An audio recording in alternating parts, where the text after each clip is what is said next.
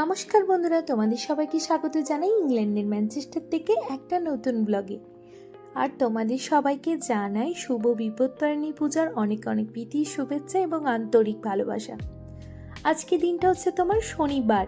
বিদেশের মাটিতে হচ্ছে বিপত্তারিণী পূজা, সেই খবরটা পেয়েও গিয়েছি আমরা। আর সেই পূজাতে ছুটির দিন আছে আর আমরা যাব না, সেটা তো হতেই পারে না। ঠাকুরের কৃপায় সেই পুজোর উদ্দেশ্যে এখন আমরা রওনা দিচ্ছি। তা এখন আমরা ওয়েট করছি হচ্ছে আমরা উবেরের যে ট্যাক্সিগুলো হয় সেটা বুক করেছি, তারই ওয়েট করছি। আর ওয়েট করার সময় এই যে আমাদের বাড়ির পাশেই আছে হচ্ছে চেরি ফলের গাছটা। এখন তো যখনই বাড়ি থেকে বেরোই ওখানে গাছে থেকে এরকম 2-3টে চেরি টপাটপ তুলে নিয়ে মুখে ভরে নিই। যাই হোক, গাড়ি এসেও গিয়েছিল, গাড়ি করে এখন পৌঁছে গেলাম হচ্ছে ওল্ডহামে। ওল্ডহাম মন্দিরে আয়োজন করা হয়েছে তোমার বিপত্তারিণী পুজো। আজকে দেশের মাটিতেও হচ্ছে কিন্তু বিপত্তারিণী পুজো। মা, শাশুড়ি মা দুজনাই সকালবেলায় ফোন করে বললেন, আশীর্বাদ দিলেন, কারণ ওনারা দুজনেই করেছেন হচ্ছে বিপত্তারিণী পুজো। তার সেই আশীর্বাদ জানালো। তারপরে আমরাও স্নান টান সেরে রেডি হয়ে গেলাম এই বিপত্তারিণী পুজোতে আসার জন্য। এই যে এখানে মন্দিরটা দেখতে পাচ্ছ, তোমরা যারা আমার ডেলি ব্লগ দেখো তারা অবশ্যই জানবে এটা হচ্ছে ওল্ডহাম মন্দির। এই মন্দিরেই কিন্তু নানান অনুষ্ঠানে আমরা এসে থাকি। তা আবার চলে এসেছি বিপত্তারিণী পুজো অনুষ্ঠানে। আসার সাথে সাথে এই যে লাল পাঞ্জাবি পরে দাঁড়িয়ে আছে রাকুদার সাথে দেখা হয়ে গেল। আমরা তো যথারীতি পৌঁছেছি জানো তো, অনেকটা লেটে। পুজো অনেকক্ষণ আরম্ভ হয়ে গিয়েছে। ওই যে ছুটির দিন বলে কথা, জমিয়ে সকালবেলা উঠে থেকে আরম্ভ করে দিয়েছিলাম হচ্ছে গল্প গুজব। তারপরে স্নান পুজো সেরে এখন আসতে প্রায় বেজে গেছে 1:30 মতো। আর এই যে মা বিপত্তারিণী পূজা এখানে আরম্ভ হয়ে গিয়েছে। আর যিনি পূজা করছেন উনি হচ্ছেন শ্রীকান্ত দা। উনি কিন্তু এই পুজোতে আসার জন্য আমাদেরকে বারবার কল করে ইনভাইট করেছে। আর এখানে দেখো আমাদের সেই পরিচিতি মুগ্ধ শম্পা বৌদি, লাকি দি, হ্যাপি বৌদি সবাই আমরা আসার অনেক আগেই চলে এসছে। আমি কিন্তু যথারীতি অনেকটা লেটে গিয়ে পৌঁছেছি। অনেক দিন পর এই পরিচিতি মুখগুলো দেখতে পেয়ে খুবই ভালো লাগলো।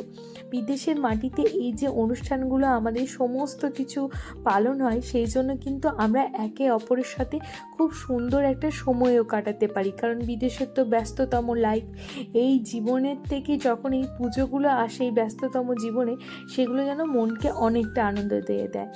তারপরে সঙ্গীত বললো আমাকে বৌদি ডাকছে, কারণ বৌদি ওখানে ভোগ প্রসাদ বেড়েছে। সেই ভোগ প্রসাদটাকে একটু এরকম ফয়েলে করে মুড়ে বললো চলো তুলি, ফয়েলে করে একটু মুড়ে দাও। তারপরে আমরা ওখানে মন্দিরে পুজোয় এসে ঠাকুরের কোনো কাজে হাত লাগানো, এটা তো একটা বিশাল বড় পাওনা, বিশাল বড় ভাগ্যেরও ব্যাপার।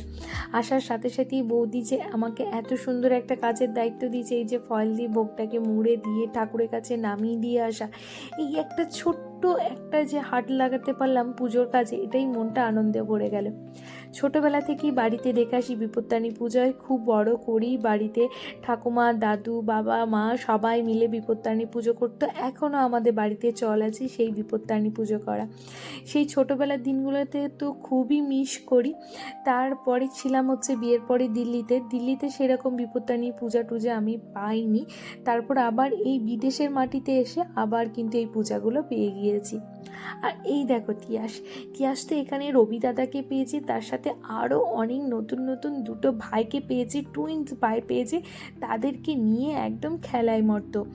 আর কি আনন্দের না ওরা খেলা করছে, ওই যে দেখতে পাচ্ছ সবার সাথে মজা করে দৌড়াত্তি করে যাচ্ছে। এত ভিড় আছে চারিদিকে, কিন্তু ওদের খেলায় তার বলে কোনো রকম ত্রুটি হচ্ছে না। ওরা কিন্তু নিজেদের মতো এত ব্যস্ততার মাঝেও নিজেদের খেলাটা ঠিক করে নিচ্ছে।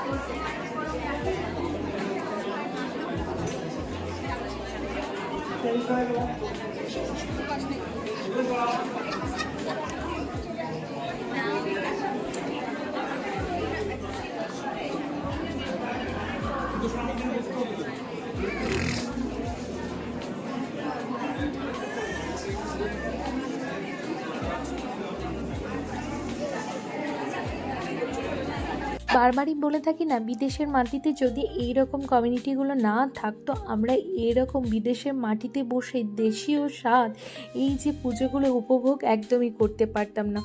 অসংখ্য ধন্যবাদ হচ্ছে এই সব কমিউনিটিগুলোকে, যাদের জন্য বিদেশের মাটিতে বসেও আমরা এত সুন্দর সমস্ত পূজা পালন করতে পারি।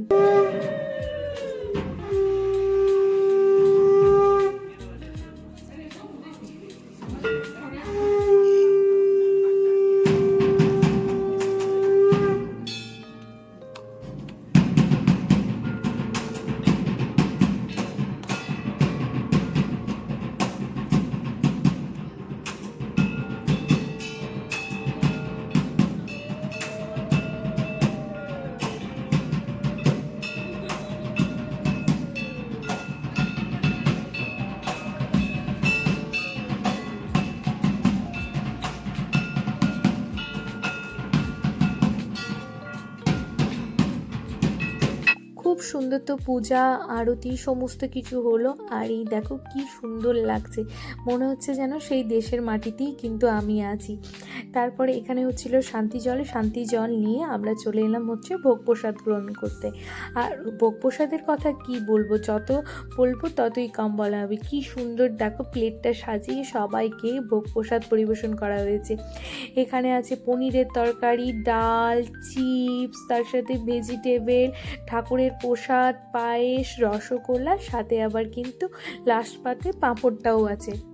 ভোগ প্রসাদ গ্রহণ করে এবার হচ্ছে বাড়ির উদ্দেশ্যে রওনা। আসার সময়তে এসেছিলাম উবেরের ক্যাব বুক করে, কিন্তু যাওয়ার সময় আমাদেরকে রাকুদা বলল রাকুদা নাকি ফ্রি আছে, ওই আমাদেরকে বাড়ি ছেড়ে দেবে।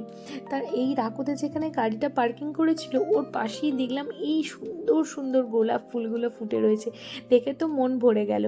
আজকে ওয়েদারটা মেঘলা রয়েছে, সাথে একটু হাওয়াও দিচ্ছে, কিন্তু গরমও আছে। ওয়েদারটা বেশ ভালো পরিমাণ গরমও রয়েছে। ওই যে চলছে টেম্পারেচার এখন ওই 23 থেকে 25 ডিগ্রির মতো।